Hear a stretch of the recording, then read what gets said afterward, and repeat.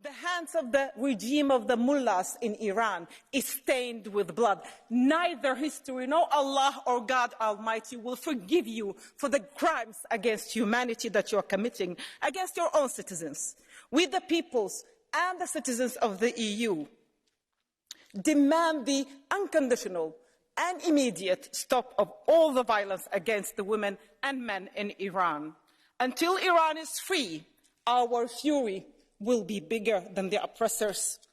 Until the women of Iran are free, we are going to stand with you. Jian, Azadi, women, life, freedom.